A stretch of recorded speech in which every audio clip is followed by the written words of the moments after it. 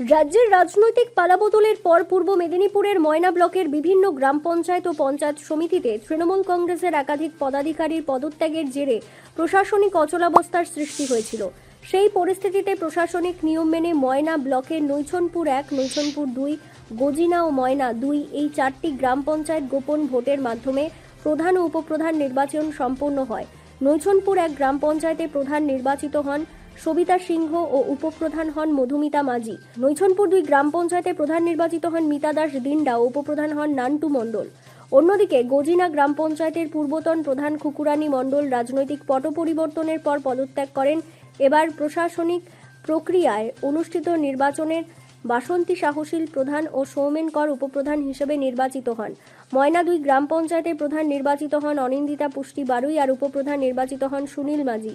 4টি গ্রাম পঞ্চায়েতের নতুন নেতৃত্ব নির্বাচিত হওয়ার পর বিজেপি নেতাকর্মীরা গেরুয়া আবির মেখে উচ্ছ্বাসে সামিল হন। আজকে যে সরকার আমাদের বিজেপি নেতৃত্বাধীন মাননীয় শুভেন্দু অধিকারীর নেতৃত্বে সরকার গঠনের পরেই প্রধান এবং উপপ্রধান স্বইচ্ছায় পদত্যাগ করেছিলেন। সরকারি নিয়মে সেই প্রধান এবং উপপ্রধান পদে নতুন করে নির্বাচন হলো। প্রধান হিসেবে আমি বার্তাটা দেব সবাইয়ের সঙ্গে দল নির্বিশেষে আমি মানুষের কাছে সব পরিষেবাগুলো পৌঁছে দিতে চাই।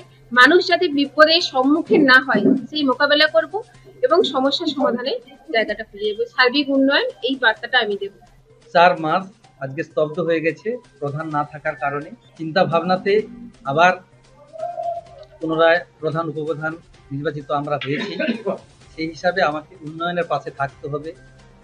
উন্নয়ন হচ্ছে আমাদের কাজ, মানুষের কাছে পৌঁছে দেওয়া, মানুষের সাথে সমস্ত মানুষের সঙ্গে আলোচনা করে কি কাজ হবে না হবে আলোচনা সাপেক্ষে মানুষের কাছে কাজ পৌঁছে দেওয়া।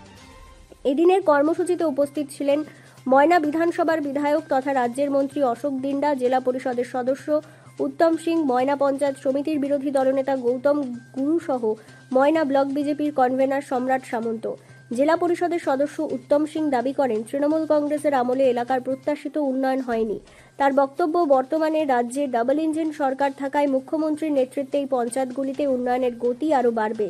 তিনি জানান শান্তিপূর্ণভাবে প্রশাসনিক নিয়ম মেনে প্রধান ও উপপ্রধান নির্বাচন সম্পন্ন হয়েছে এবং আগামী দিনে রাস্তাঘাট, নিকাশি ব্যবস্থা সহ বিভিন্ন উন্নয়নমূলক কাজে গতি আসবে। কেন্দ্র সরকারের প্রজেক্ট, রাজ্য সরকারের প্রজেক্ট, যাতে মানুষ কোনো ধরনের মানুষ অর্থাৎ উপভোক্তা যারা আছে কোনো রকমভাবে যেন না বঞ্চিত না হয়, সেই দিক থেকে আমাদের সর্বতোভাবে নজর থাকবে।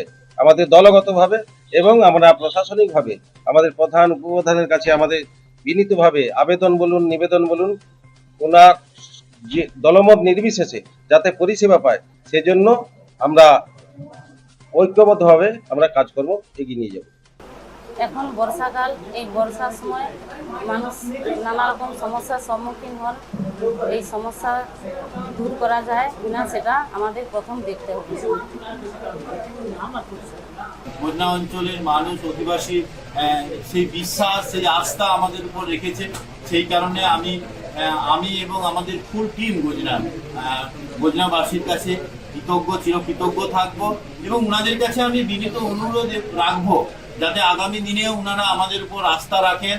আমরা সততার সহিত যে সকল সরকারি প্রকল্পগুলি সমভাবে বন্টনের চেষ্টা করা হবে এবং যে প্রকল্প যে যোগ্য, যেটাতে যিনি উপযুক্ত, আমরা চেষ্টা করব সেই প্রকল্পগুলি নিরপেক্ষতার সহিত বজায় রেখে জনসাধারণের মাধ্যমে জনসাধারণের কাছে পৌঁছে দেব।